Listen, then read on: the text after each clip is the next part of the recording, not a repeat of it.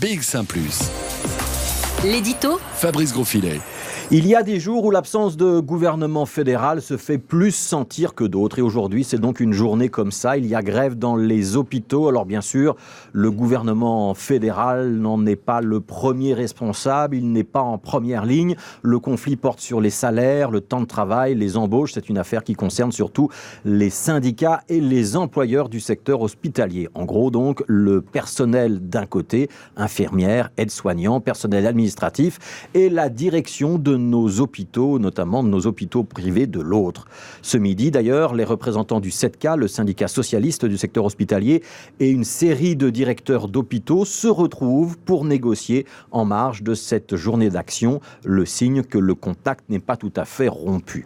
L'argument massu du personnel dans ce conflit, c'est le nombre d'infirmières. Il y a une infirmière pour 11 patients en Belgique, alors qu'il y en a une pour 8 patients en moyenne dans le reste de l'Union européenne. Alors du côté des directions d'hôpital, on répond qu'on fait ce qu'on peut, qu'un hôpital sur 3 est aujourd'hui dans le rouge, que le secteur hospitalier qui a dû faire des économies ces dernières années est un petit peu à la corde, ce qui n'a d'ailleurs pas empêché de relever la part des salaires dans l'enveloppe globale du budget des hôpitaux, puisque ces salaires ont été augmentés de 4% entre 2017 et 2018.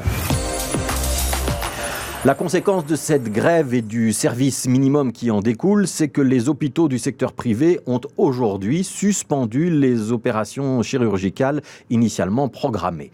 Dans ce genre de circonstances, on aurait donc envie d'entendre la ministre de la Santé, l'entendre dire s'il y a effectivement des moyens pour elle d'agir, d'entendre les infirmières et les revendications et de pousser les hôpitaux à délier un petit peu plus les cordons de leur bourse. Oui, mais voilà, le gouvernement fédéral est en affaires courantes. Et il est, depuis le départ de la NVA, en plus minoritaire à la Chambre. En clair, dans l'incapacité de prendre la moindre décision budgétaire.